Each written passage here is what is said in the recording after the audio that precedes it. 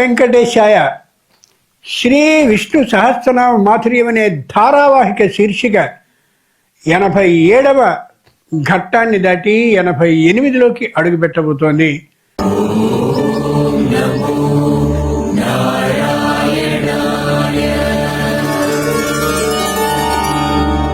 అనివర్తి నివృత్తాత్మ ఉంది కదా. అనివర్తి సంసారం అనేటటువంటి దాన్ని ఏ విధంగానూ పట్టకుండా చేసేవాడు అని. ఏమైనా అర్థం ఉందా? ఇంత చిన్నపిల్లలుంటే వీళ్ళకి సంసారాలు, వాటి నుంచి నివృత్తి చేయడాలు ఏవైనా వినదగినటువంటి కార్యక్రమమేనా అని అందరూ అనుకోరు. ఆ నామాన్ని నేనెత్తుకోవడం ఏమిటి? చిన్నపిల్లలైన మీరందరూ కూడా దాన్ని వినాలని ఆసక్తిగా కూర్చోవడం ఏమిటి? ఆశ్చర్యంగా లేదు? ఇక్కడుంది రహస్యం. పుస్తకాన్ని తీసుకుని ఎక్కాలన్నీ చదువుకుంటాం కదా. ఎక్కాలు, ఈ ఎక్కాలు చదువుకున్నటువంటిది ఇప్పుడు ఏవైనా పనిచేస్తుందా? కొద్దిగా లెక్కలకి సంబంధించిన పరిజ్ఞానం అవసరమైనప్పుడు కదా పనిచేస్తుంది. అలాగే ఏవో శతకాలు ఉంటాయి, శతకాలని చదువుతూ ఉంటాం. అవి ఏమైనా ఇప్పుడు పనిచేస్తాయా?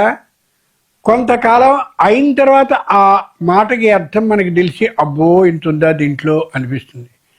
కాబట్టి అప్పటికి అవసరం లేనటువంటివి ఎన్నెన్నో ముందు మనం తెలుసుకుంటూ ఉంటాం. ఓ ఇల్లు కడుతున్నాం అని అనుకుందాం, ఇంటికి కావాల్సినటువంటి ఏవేవో ముఖ్యమైనటువంటి వాటిలన్నింటినీ తెచ్చుకుంటాం. ఇదెందుకు, ఇప్పుడేం కాదుగా, ఇప్పుడు ఇది కదా అంటున్నావా? ముందు నాటికి దీని అవసరం వస్తుందనే అభిప్రాయంతో ఆ వస్తువుని ఇప్పుడే తెచ్చుకుంటున్నావా లేదా? అలాగే ఈ విశేషాన్ని కూడా మనం అనుకోవాలి. అర్థమైందా? అప్పటికప్పుడు అన్నీ పోగు చేసుకోవాలంటే కుదురుతాయా? కుదిరే పద్ధతే ఉండకపోవచ్చు.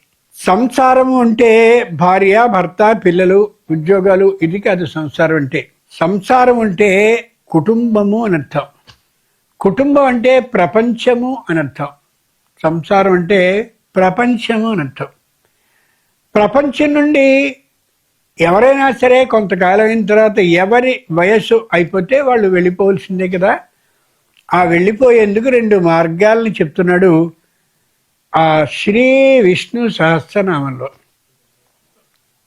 పితృయాన మార్గం అని ఒకటి ఉంటుంది, అలాగే దేవయాన మార్గం అని ఒకటి ఉంటుంది. ఏమీ మీకు అర్థం కాదు, కానీ మిమ్మల్ని మాత్రమే దృష్టిలో పెట్టుకుని ఇది చెప్పబడ్డం లేదు. దీన్ని 80 ఏళ్ల వాళ్ళు, 90 ఏళ్ల వాళ్ళు కూడా వింటున్నారు. అంచేత వాళ్ళకి తెలియాలంటే మీ స్థాయిలోనే ఉన్నది నేను చెప్పానుకోండి, ఎందుకు ఇది మాకు అని వాళ్ళు అనుకుంటారు. మీకు చెప్పానుకోండి, మాకెందుకు అని మీరు అనుకుంటారు. కానీ ఇద్దరికీ ఇది అవసరమే. వెళ్ళేటటువంటి వాళ్ళు సూర్యలోకం నుండి వెళ్ళే విధానం ఒకటి ఉంటుంది, చంద్రలోకం నుండి వెళ్ళే విధానం ఒకటి ఉంటుంది. మనకి సూర్యుడు కనిపిస్తున్నాడు కదా, ఆ సూర్యలోకంలో అలా ఉన్నటువంటి వాళ్ళు వెంటనే మోక్షానికి వెళ్ళిపోతారు. మోక్షం అంటే ఏమిటి? మళ్ళీ అదో అనుమానం కదా. మోక్షం అంటే మళ్ళీ తిరిగి రాకపోవడం. ఆలోచించి చూడండి, తిరిగి రావడం, తిరిగి రాకపోవడం 2 పద్ధతులు ఉంటాయి మామూలుగా. పునరపి జననం పునరపి మరణం పునరపి జననీ జఠరే శయనం. ఎవరో తాతగారు వెళ్ళిపోయారు పైకి. ఆయన ఎక్కడ పుట్టారు నాన్న? ఆయన ఎక్కడ పుట్టుంటారు? మనకి కనిపిస్తారా? ఆయన ఎక్కడో పుట్టి ఉంటారు, కానీ మనకు కనిపించరు. ఒకవేళ ఆయనే ఈయన అని మనకి ఆ పైన భగవంతుడు చెప్పినా మనం ఆయన్ని గుర్తించలేం. అవునా కదా? అలాగే గుర్తించగలిగినట్లయితే, ఆ అవకాశం ఉన్నట్టయితే ఈయన మా తాత అని వాళ్ళ ఇంటిని తెచ్చేసుకుంటాం కదా. అంచేత అలా ఉండదు, గుర్తించలేం మనం. కొందరు అలా గుర్తింపు లేకుండా వెళ్ళిపోయేవాడు ఉంటారు, అది మోక్షము అంటారు. అంటే భగవంతునిలో లీనమైపోవడం. దీనికి సరైనటువంటి పోలిక మీకు చెప్పాలంటే, నది అలా ప్రవహించి ప్రవహించి ప్రవహించి నదీనాం సాగరో గతి, దేంటో కలుస్తుంది? సముద్రంలో కలిసిపోతుంది కదా. నది సముద్రంలో కలిసిపోయిన తర్వాత ఆ నదికి ఉండేటటువంటి నదీ విధానం అంతా పోతుంది. సముద్రానికి ఉండేలాగా కెరటాలు మొదలెడుతుంది. నది ఇప్పటి వరకు తీపితనంతో ఉన్న నీళ్లతో ఉంది. సముద్రంలో కలిసిపోతే ఏమవుతుంది? పూర్తి ఉప్పుదనం వస్తుంది. నది కొంత లోతు మాత్రమే ఉంది ఇప్పటి వరకు. సముద్రంలో కలిసిపోయిన తర్వాత సముద్రానికి ఎంత లోతుందో అంత లోతుతనము దీనికి వస్తుంది. అర్థమవుతుందా? అంటే ఏమైంది? నది తనకున్న అన్ని ధర్మాలని పూర్తిగా పోగొట్టుకుంది, అంతేగా. అలాగే విపరీతమైనటువంటి తపస్సు చేసి, కీర్తనలని పాడి, భజనల్ని చేసి, భగవంతుడే నాకు శరణు అనే స్థాయిలో ఎవరైనా భగవంతుణ్ణి అర్చించినట్టయితే, ఉదాహరణకి ధ్రువుడు, ప్రహ్లాదుడు ఇట్లాంటి వాళ్ళు ఉంటే, వాళ్ళు కోరుకునేది ఇక్కడ ఈ ప్రపంచంలో ఇంకో ఇల్లు కట్టుకోవాలి, ఇంకో స్థలం కొనుక్కోవాలి, ఇవి కాదు. భగవంతుడిలో లీనమైపోవాలి అని కోరుకుంటారు. ఆ లీనం కావడాన్ని ఏమంటారు? మోక్షము అంటారు. ఆ మోక్షానికి వెళ్ళేటటువంటి వాడు సూర్యలోకం ద్వారా వెళ్ళాడా అంటే మళ్ళీ వాడు తిరిగినాడు. అలా కాకుండా చంద్రలోకం ద్వారా కానీ వెళ్ళినట్లయితే, ఎక్కడైనా దర్శనానికి వెళ్ళేప్పుడు ప్రత్యేకంగా 2 పెద్ద ద్వారబంధాలు ఉంటాయి, 2 గేట్లు అంటారు ఆంగ్లంలో. దీని ద్వారా వెళ్ళినవాడు నేరుగా భగవంతుడి దగ్గరికి వెళ్ళిపోతాడు. దీని ద్వారా వెళ్ళినవాడు వరుసలో ఆగుతూ ఆగుతూ ఆగుతూ మొత్తానికి దర్శిస్తాడు, కానీ వాడంత వేగంగా దర్శనానికి వెళ్ళలేకపోతాడు. సూర్యలోకానికి వెళ్ళినవాడు నేరుగా భగవంతుడిలో చేరిపోతాడు, తిరిగినాడు. చంద్రలోకం ద్వారా వెళ్ళినటువంటి వాడు మాత్రం కొంతకాలం అక్కడే ఉండి ఆ తర్వాత ఇక్కడికి మళ్ళీ రావడం అనేది చేసి తీరాలి. ఆ సూర్యలోకానికి వెళ్ళిన వాళ్ళ నేరుగా వెళ్ళిపోలేడు, భగవంతునిలో లీనం కాలేడు కూడా. అంచేత శ్రీ విష్ణు సహస్రనామాన్ని మాత్రమే ధ్యానిస్తూ ఉన్నట్లయితే, నేను భగవంతుల్లో లీనం అయిపోవాలి అనే కానీ అనుకున్నట్లయితే ఇక మళ్ళీ వాడు తిరిగి వచ్చే పనే ఉండదు. మనం లౌకికమైనటువంటి సంసారం అంటే ప్రపంచంలో ఉన్నాం కాబట్టి మనం ఆ స్థాయి ఆలోచనని కోరుకోకూడదు. ఇప్పుడు ఇది వయసు కాదు. ఉద్యోగం అంతా అయిపోయి పదవి విరమణ కాదు, పదవిలోంచి విశ్రాంతిని, అంటే వార్ధక్యం వచ్చిన తర్వాత విశ్రాంతిని తీసుకున్న తర్వాత వాళ్ళేం చేయాలంటే ఈ పని చేయాలి. శ్రీ విష్ణు సహస్రనామాన్ని నిరంతరం అలా చదువుతూ చదువుతూ చదువుతూ ఉన్నట్లయితే నిశ్చయంగా వాళ్ళు సూర్యలోకం ద్వారా అలా భగవంతుల్లో లీనమైపోతారు. అలా అక్కర్లేదు మేము ఇక్కడే ఉందామని ఇంకా ఇక్కడ తాపత్రయంతోనే కానీ ఉన్నట్టయితే అక్కడే ఉండి ఎప్పటికో పెడతారు, వెళ్ళకనూ పోవచ్చు. అర్థమైంది కదా? ఇది దీంట్లో ఉండే అంతరార్థం. మీకేం తెలియకపోయినప్పటికీ ముందు నాటికి తెలుస్తుందనేటటువంటి ఆలోచనతో మీరు వినాలి. అలాగే వినే వాళ్ళందరూ మాత్రం ఎవరి వయస్సుకి సరిపోతుందో వాళ్ళు అర్థం చేసుకోగలగాలి. ఇప్పటికి ఈ స్ఫూర్తితో 64వ శ్లోకం నుండి 73వ శ్లోకం వరకు కంఠధ్వనిని పెంచి ఒకే గొంతుతో అందరూ పాడుతున్నారు అనే అభిప్రాయం కలిగేలా వినేటటువంటి ప్రేక్షకులకి, అలాగే ఇంట్లో పని చేసుకుంటూ వినేటటువంటి శ్రోతలైనటువంటి వారికి ఉత్సాహం వాళ్ళకు కూడా కలిగేలాగా ఖచ్చితంగా చదవాలి. మీరు బాగా చదివారనుకోండి, అబ్బో చాలా బాగుంది ఒకసారి చూద్దాం అని పనిని ఆపి అలా వచ్చి చూస్తూ ఉండే అవకాశం కూడా ఉండొచ్చు. అంచేత కంఠధ్వనిని పెంచి ఉత్సాహంగా చదవండి, ప్రారంభించండి. అనిగతి నివృతాత్మా సంక్షేప్తాక్షేమ కృచ్ఛివః శ్రీవత్సవక్షా శ్రీవాస శ్రీపతి శ్రీమతాంబరః శ్రీధశ్రీస శ్రీనివాస శ్రీనిధి శ్రీవిభావనః శ్రీధర శ్రీకర శ్రేయ శ్రీమాన్ లోకత్రయాశ్రయః స్వక్షస్వంగసతానందో నందిర్జ్యోతిర్గణేశ్వరః విజితాత్మా విధేయాత్మా సంకీర్తిశ్చిన్న न संशयः उदीर्णः सर्वतः चक्षुरनीशः शाश्वतः स्थिरः भूषयो भूषणो भूतिर्विशोकः शोकनाशनः अर्चिष्मानर्चितः कुम्भो विशुद्धात्मा विशोधनः अनिरुद्धो प्रतिरथः प्रद्युम्नो हिमविक्रमः कालनेमिनिः वीरः शौरिः शूरजनेश्वरः त्रिलोकात्मा त्रिलोकेशः केशवः केशिहा हरिः कामदेवः कामपालः कामी कान्तकृतागमः अनिर्देश्य वपुर्विष्णुर्वीरोऽनन्तो धनञ्जयः ब्रह्मण्यो ब्रह्मकृद्ब्रह्मा ब्रह्म ब्रह्म विवर्धनः ब्रह्मविद्ब्राह्मणो ब्रह्मी ब्रह्मज्ञो ब्राह्मणप्रियः महाक्रमो महाकर्मा महातेजा महोरगः महाक्रतुर्महायज्वा महायज्ञो महाहविः स्तव्यस्तव प्रियस्तोत्रं स्तुतिस्तोतारणप्रियः पूर्णपूरयिता पुण्य पुण्यकीर्तिरनामयः. ఇందాక అనుకున్నామే సూర్యలోకానికి వెళ్ళినటువంటి వాడు నేరుగా భగవంతుల్లో లీనమైపోతాడు అనుకున్నాం కదా. చంద్రలోకం ద్వారా పైకి వెళ్ళాలి అనుకున్నటువంటి వాడు వెళ్ళొచ్చు వెళ్ళకపోవచ్చు కూడా అనుకున్నాం. వెళ్ళాలంటే ఏం చేయాలి?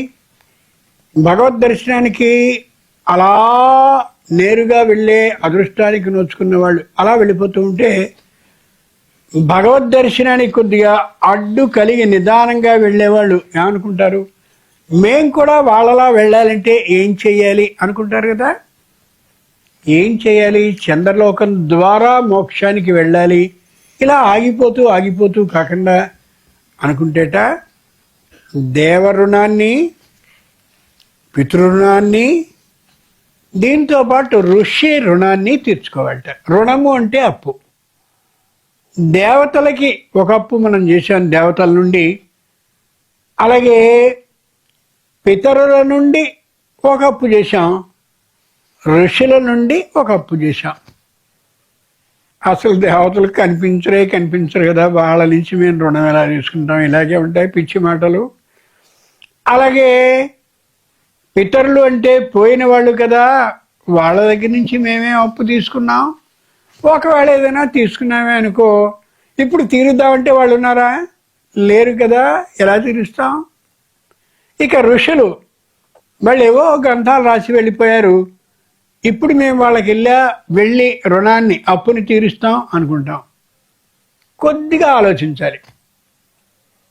దేవతలు అనేటటువంటి వాళ్ళ నుండి మనం అప్పుని చేశామంటే దేవతలకి ఎంతమంది సంతానం ఉన్నారు? ఆ ఉన్నటువంటి సంతానానికి మనం అప్పుని తీర్చాలి. మనకి తెలిసినటువంటి భాషలో, మీకు అర్థమయ్యేటటువంటి భాషలో చెప్తున్నా. దేవతలకి మనుష్యులు ఒకళ్ళు మాత్రమే కాదు సంతానం.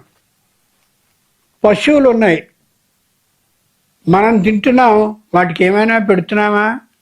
లేదు, పెంచేవాళ్ళు పెడుతున్నారు. చీమలు ఉన్నాయి, వాటికి ఎవరైనా పెడుతున్నామా? మనం పెట్టడం లేదు. పాములు ఉన్నాయి, మవో కాటేస్తాయని అసలు వెళ్తలేదు, వాటికి ఎవరు పెడతారు? ఇవన్నీ కూడా ఎవరి సంతానం? దేవతల సంతానమే. కాబట్టి మనం దేవతలందరికీ సంతానమై లోకంలో కేవలం మనం మాత్రమే మనని పట్టించుకుంటూ ఉండడం కాకుండా వాటన్నిటికీ కూడా ఇలా ఆహారాన్ని పెడుతూ వాళ్ళ పాలన పోషణ కాని చేస్తూ ఉంటే దేవతలకి సంబంధించినటువంటి మనం చేసిన రుణం ఏది ఉందో అది తీరుతుంది. బాగా గుర్తుంచుకోండి. చీమలు ఉన్నాయనుకోండి, ఎప్పుడో మీకు అవకాశం ఉన్నప్పుడు చీమల పుట్ట దగ్గరికి వెళ్ళి అలా నలిపినటువంటి బెల్లపు పొడిని లేదా పంచదార పొడిని వేయండి, ఎంతో ఆనందపడతాయి. అలాగే కాకులు ఉన్నాయనుకోండి, అన్నాన్ని ప్రతిరోజు తినేటప్పుడు వేయమని నేను అన్నగాని ఏ ఆదివారం నాడో పండగ నాడో ఓ ముద్దని చేసి గోడ మీద పెట్టారనుకోండి, ఎవరు ఆనందపడతారు? కాకులు ఆనందపడడంతో పాటు నా సంతానమైన కాకులకి ఈ అమ్మాయి ఎవరో పెడుతుంది ఆహారం అని చెప్పి మహావిష్ణు నీ సంతానమైన మాకు అదిగో ఆ ఇంట్లో ఉన్న చిన్నపిల్ల పెట్టింది అని చెప్తారు. చెప్తేది చాలు, దేవతల నుండి మనం చేసిన అప్పు ఏదైతే ఉందో అది తీరుతుంది. ఇలా అనేకమైన జీవరాశులు ఏవైతే ఉన్నాయో వాటికి ఆ విధంగా తీర్చడం అనేది దేవతలకి అప్పుని తీర్చుకున్నట్లు. అర్థమైందా? అంచేతనే మనం ఏం చేస్తాం, పాములకి కూడా ఆ పాలని స్వయంగా మనం పోస్తూ ఉంటాం, ప్రత్యేకంగా కొన్ని రోజుల్లో, ముఖ్యమైనటువంటి పర్వదినాల రోజుల్లో. దేవరుణం అయిపోయింది. అలాగే పితృరుణం, మనమే తమ జీవిత గమ్యంగా లక్ష్యంగా మన్ని పెంచి పెద్ద చేయడమే వాళ్ళ ప్రత్యేకమైనటువంటి ప్రయోజనంగా వాళ్ళకున్నటువంటి ఆస్తిపాస్తుల్ని, వాళ్ళకి సంబంధించిన బుద్ధిని, వాళ్ళకి సంబంధించిన ఆరోగ్యాన్ని మనకిచ్చి మన్నింత దాకా తీసుకొచ్చారు. ఆలోచించి చూడండి, నాకు 90 మార్కులు వచ్చాయి అని మీరు అన్నారనుకోండి, 90 మార్కులు నీకు నీ వల్ల వచ్చినవి కాదు. మీ తాత మీ తండ్రికి అంతటి బుద్ధి శక్తినిస్తే ఆ తండ్రి అదిగో ఆ తల్లి అంటే మీ అమ్మైనటువంటి ఆమె ద్వారా ఆమె బుద్ధి శక్తిని కూడా కలిపితే ఆ ఇద్దరికీ కలిగిన నీకు ఆ ఇద్దరి వల్ల ఇది వచ్చింది. అర్థమవుతుందా? ఎప్పుడో మన ముత్తాత తాతకి ఇచ్చాడు, తాత తండ్రికి ఇచ్చాడు పొలాన్ని, ఆ పొలం నుంచి వేళ మనకి దిగుబడి వచ్చింది అని అంటే ఇవేళ మనకు వచ్చింది అది కాదు. వాళ్ళు జాగ్రత్తగా పొలాన్ని జాగ్రత్తగా రక్షించి పాడు కాకుండా ఉండేలా చేస్తే వచ్చింది.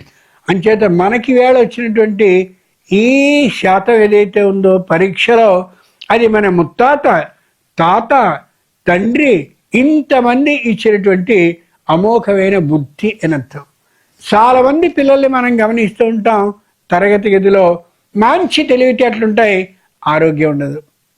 మంచి ఆరోగ్యం ఉంటుంది, బుద్ధి సక్రమంగా అనిపించదు. ఈ రెండు ఉంటూ ఉంటాయి, చదువుకోగలిగిన ఆర్థికమైన స్తోమత లేకుండా ఉంటుంటారు. అవేం లేకుండా ఉంటే ఎంత గొప్పవాళ్ళం మనం. అంచేత ఏం చేయాలి? పితృ రుణాన్ని, పోయినటువంటి వాళ్ళు ఎవరైతే పెద్దలున్నారో వాళ్ళని తలుచుకుంటూ ఉండాలి. ఇది 2వ రుణం. 3వది ఋషి రుణం. ఋషులు మనకి ఎన్నో గ్రంథాలు ఇచ్చారు. శ్రీమద్ రామాయణ, భారత, భాగవత, భగవద్గీత, ఈ 4 అమోఘమైన గ్రంథాలని ఇచ్చి ఇవి చదువుకోండిరా అన్నారు. ఋషులు వాళ్ళ దగ్గర మనం చేసినటువంటి బాకీ ఏది ఉందో దాన్ని ఎలా తీరిందని భావిస్తారు అంటే వాళ్ళు రాసిన గ్రంథాలని చదివితే చాలు. వాళ్ళు చదివినందువల్ల వాళ్ళకి ఏమీ లాభం లేదు, చదివినందువల్ల మనకే ప్రయోజనం ఉంటుంది. అంటే వాళ్ళు ఈ లోకాన్ని విడిచి వెళ్ళిపోయినా కూడా మన జీవితం సక్రమంగా సాగాలి అనే అభిప్రాయంతోనే నిరంతరం ఉంటూ అందుకు సరిపోయే గ్రంథాలన్నింటినీ రాసిచ్చారు అని అర్థం. ఉదాహరణకి అమ్మాయికి పెళ్లి చేయాలి అని అనుకున్నటువంటి తాతగారు ఏం చేశారు? ప్రతి సందర్భంలోనూ కూడా పెళ్లి నాటికి ఏ ఏ వస్తువులు కావాలి అని ఆలోచించుకుని బంగారపు నగో మరోటో వస్త్రమో అన్నీ ఏర్పాటు చేయలే. అలా ఋషులు ఇచ్చారు కాబట్టి అలా చేయాలి. కాబట్టి దేవరు పితృరుణం, దీంతో పాటుగా ఋషి రుణం అనేది కానీ ఈ దేవయాన మార్గంలో ఉండేటటువంటి వాళ్ళు, చంద్రమండలం ద్వారా వెళ్ళేవాళ్ళు తొందరగా వెళ్ళి మహావిష్ణువులో లీనం కావాలి అన్నట్లయితే ఈ విధమైనటువంటి రుణాల్ని తీర్చుకోవాలి అని దీని అర్థం. తెలిసిందా? ఇది ఇప్పుడు మీకు తెలియదు, తెలిసి తెలియనట్లుగా ఉంటుంది. కొద్దిగా అర్థం చేసుకుంటే అర్థం అయ్యే అవకాశం ఉంటుంది. కానీ ఇప్పటి వరకు మాత్రం ఇది వినక తప్పదు. మీరు విన్నందుకు చాలా సంతోషంగా ఉంది. సరేనా? ఇప్పుడు మనం ఇదే స్ఫూర్తితో ఒక్కసారి ఒత్తులు గట్టిగా ఒత్తే చోట్ల ఒత్తుతూ చదువుతూ తగినటువంటి కంఠాన్ని ధ్వనిని పెంచి ఉత్సాహంగా మనం చదువుదాం. సరేనా? అది ప్రారంభించండి. అనివర్తి నివృతాత్మా సంక్షేప్తాక్షేమకృచ్చివః శ్రీవత్సవత్స శ్రీవాస శ్రీపతి శ్రీమతాంబరః శ్రీధర్ శ్రీశ శ్రీనివాస శ్రీనిధి శ్రీవిభావనః శ్రీధర శ్రీకర శ్రేయ శ్రీమాన్ లోకత్రయాశ్రయః స్వక్షరస్వంగసతానందో నందిర్జ్యోతిర్గణేశ్వరః విజితాత్మా విధేయాత్మా సంకీర్తిశ్చిన్న సంశయః ఉదీర్ణ సర్వదశ్చక్షురనీశ శాశ్వతస్థిరః భూషయో భూషణో భూతిర్ద్విశోకశోకనాశనః అర్చిష్మానచ్చిత కుంభో విశుద్ధాత్మా విశోధనః. మళ్ళీ తగ్గిందమ్మా. భూషయో భూషణో దగ్గర నుంచి మళ్ళీ గొంతులు తగ్గిపోయాయి. కొద్ది గొంతు పెంచుదండి. భూ ఒత్తుతూ గట్టిగా పెంచి చదవండి. ప్రారంభించండి. భూషయో భూషణో భూతిర్విశోకశోకనాశనః అర్చిష్మానచ్చిత కుంభో విశుద్ధాత్మా విశోధనః అనిరుద్ధో ప్రతిరథ ప్రద్యుమ్నో మిత విక్రమః కాలనేమినిః వీర శౌరిः శూరజనేశ్వరः త్రిలోకాత్మా త్రిలోకేశ కేశవః కేశిః హరిః కామదేవః కామపాలః కామీ కాంతకృతాగమః అనిర్దేశ్య వపుర్విష్ణుర్వీరోऽనంతో ధనంజయः బ్రహ్మణ్యో బ్రహ్మకృద్ బ్రహ్మ బ్రహ్మ బ్రహ్మ వివర్ధనః బ్రహ్మ విబ్రాహ్మణో బ్రహ్మీ బ్రహ్మజ్ఞో బ్రాహ్మణ ప్రియః మహాగ్రమో మహాకర్మ మహాతేజ మహోరగః మహాక్రతుర్మహాయజ్వా మహాయజ్ఞో మహాహవిః సవ్యస్తవ ప్రియ స్తోత్రం స్తుతిస్తోతారణ ప్రియః పూర్ణ పూరయితా పుణ్య పుణ్యకీర్తిరనామయః. మనం ఒక చిన్న పొరపాటు చేసాం. అనిరుద్ధో అప్రతిరథః ప్రద్యుమ్నో అమిత విక్రమ. గుర్తుంది కదా? అది మనం ఇందాక చదవరా. ఇది విష్ణు సహస్రనామాన్ని మనం అర్థం చెప్పుకుంటూ వెళ్ళిపోవడం మాత్రమే కాదు, మీ వయసులో లేదా కొద్ది పై వయసులో లేదా మీతో సమాన వయసు కంటే కింది వయసులో ఉన్న వాళ్ళకు కూడా నేర్పేటటువంటి కార్యక్రమం. కాబట్టి భూషయో భూషణో అలా గట్టిగా ఒత్తుతూ అనిరుద్ధో అప్రతిరథః ప్రద్యుమ్నో అమిత విక్రమః అది కలిపి చదవండి. చదివితే చాలా చక్కగా ఉంటుంది. దీన్ని గుర్తుంచుకుని చదవండి. ఇప్పుడు భూషయో దగ్గర నుంచి మొదలు పెడుతున్నాం మనం. ప్రారంభించండి. భూషయో భూషణో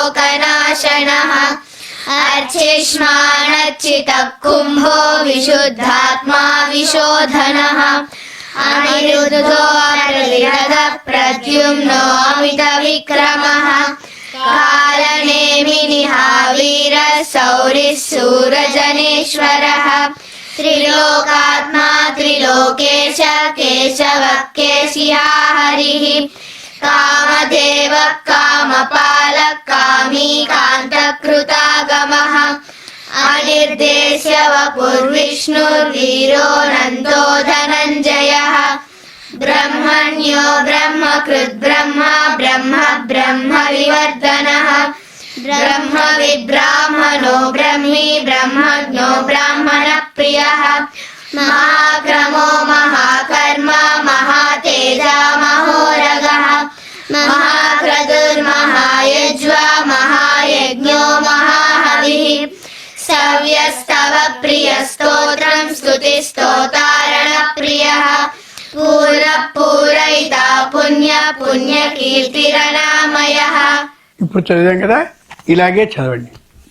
ఇప్పుడు ప్రాచీనులు ఎంత గొప్పవాళ్ళు అంటే దేవతలకి సంబంధించిన సంతానమైనటువంటి చీమలకి, పక్షులకి, పశువులకి, పాములకి, ఇంకా మిగిలినటువంటి వాటికి అలా ఆహారాన్ని వేస్తూ దేవతల నుండి మనం చేసినటువంటి అప్పు తీరేలా చేయాలని మనం చెప్తే ఈ కలియుగంలో మనుషులు వినరు అని ఆలోచించి బాగా నిర్ణయాన్ని చేసి, ఏంటి మీ అమ్మాయికి ఎలా ఉంది, మీ అబ్బాయికి ఎలా ఉంది అన్నప్పుడు కొద్దిగా నలతగా ఉందండి, అయితే ఓ పని చేయి, కాకులకి ఇలా రోజు అన్నాన్ని పెట్టు అని అలా చెప్పి ఆ వంకతో ఈ అమ్మాయి వ్యాధిని తగ్గిస్తూ ఉన్న వంకతో దేవతలకి చేసినటువంటి రుణం ఏదైతే ఉందో దాన్ని తొలగించడం ప్రారంభించారు. అర్థమైందా?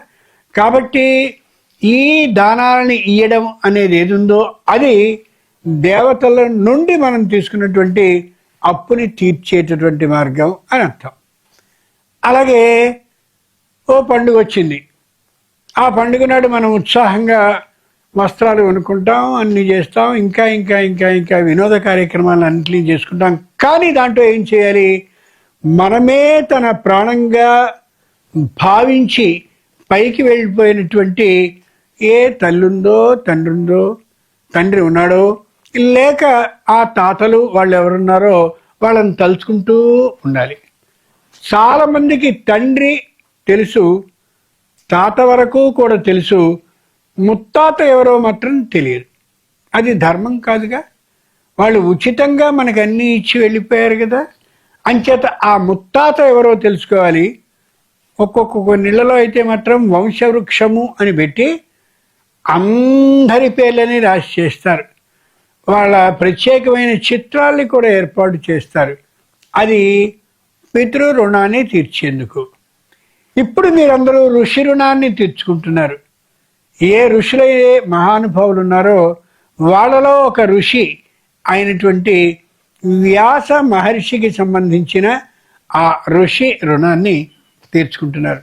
ఈ భీష్ముడు నాడే ఈయన స్వచ్ఛంగా, స్పష్టంగా, సానందంగా సూర్యలోకం ద్వారా అలా మోక్షాన్ని పొందడం కాకుండా మహావిష్ణువు శ్రీకృష్ణుని అవతారంలో అలా కనిపిస్తే ఆయన్ని చూస్తూ ఆయనలో లీనమైపోయాడు. అది మోక్షాన్ని పొందడం అంటే. అర్థమైంది కదా. అటువంటి స్థాయి మనకి రాదు. ఎంచేతనే మనం అలాంటి ప్రయత్నం చెయ్యలేం. భీష్ముడు ఓ పక్క యుద్ధాన్ని చేస్తూ, ఓ పక్క పాండవుల మీద తన సంపూర్ణమైనటువంటి సహకారాన్ని చూపిస్తూ, ధర్మబద్ధమైనటువంటి సహకారాన్ని మాత్రమే చూపిస్తూ ఆ మోక్షాన్ని పొందాలనే ధ్యాసతోటే అలా ఉండిపోయి ఆ శ్రీ మహావిష్ణువు అవతారమైనటువంటి కృష్ణుడిని చూస్తూ ఆయనలో లీనమైపోయాడని మనకు ఎలా తెలుసు అంటే ఈ భీష్మ పితామహుని నుండి ఓ చక్కనైనటువంటి ఆ అగ్ని జ్వాల వెళ్ళి ఆ కృష్ణుల్లో లీనమైపోయింది కాబట్టి. అర్థమైంది కదా. అంతటి ఉత్తమ స్థాయి అవకాశాన్ని ఇచ్చేటటువంటి నామం మనం చదువుకున్నది. ఇది తెలిసింది కదా. ఇదే స్ఫూర్తితో మనం ఈ మీదటి కార్యక్రమాన్ని కూడా చక్కగా చేసుకుందాం. ఓం నమో వెంకటేశాయ.